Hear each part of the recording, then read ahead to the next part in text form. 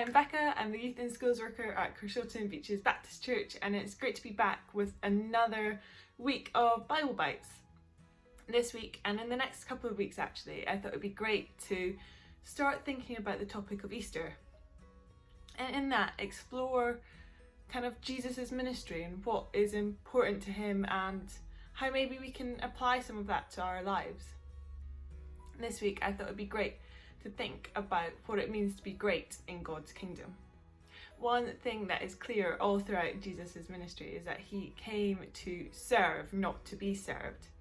Now, this is a phrase that you maybe have heard of at church, or maybe you haven't heard of it, or maybe you've heard of it but you've not really thought about it.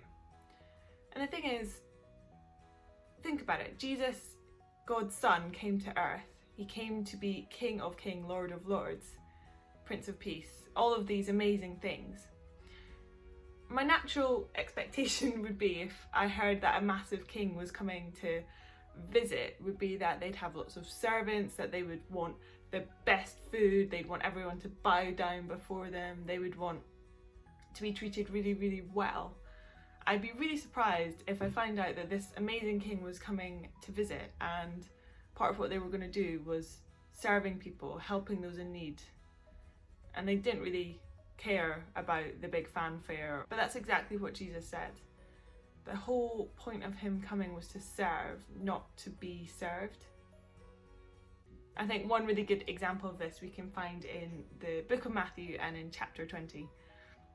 And basically what happens is the mother of a couple of Jesus's disciples, his followers, comes up to Jesus and she's like, "Hey, Jesus, can you please put one of my sons next to you on your right hand side and one of my sons on your left hand side when your kingdom comes?"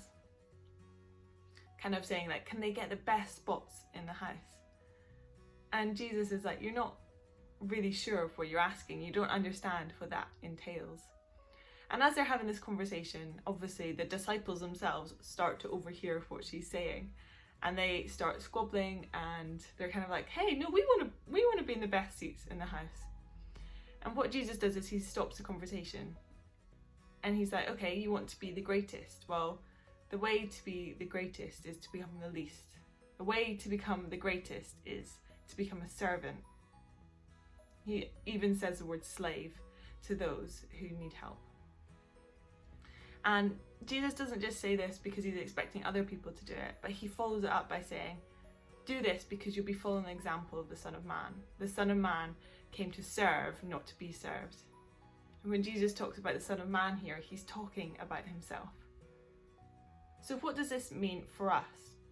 If the way to become the greatest is to serve, if the way to become the greatest is to become the least, how can we follow this pattern in our day-to-day life?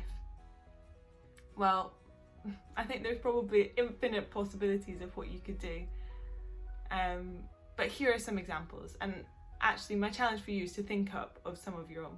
But it could look like, if you're sat on a bus, giving up your seat to someone else who might need it or appreciate it more.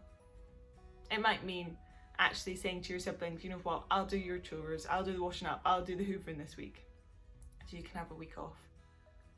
It might mean if you're having a conversation with a friend that you choose to spend more time listening to them rather than just trying to think of what you're going to say next.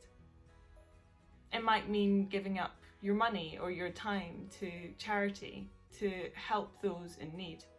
And that can cover all sorts of different topics, whether that's supporting people with mental health challenges, whether that's supporting research into helping people get better if they're sick, whether that's supporting works that are happening in our country or all over the world.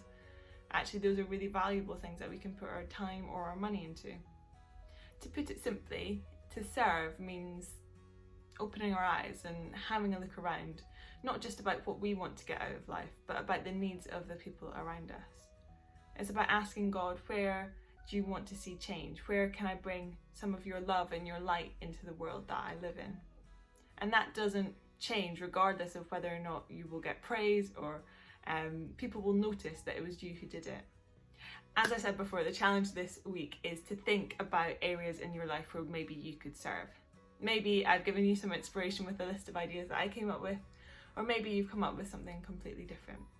If you're still struggling to think of what you want to do, why not ask God to open your eyes to where He's already doing stuff in the world around you and join in with what He's doing. I hope you have an amazing week, and I'll see you again next week. Take care. Bye.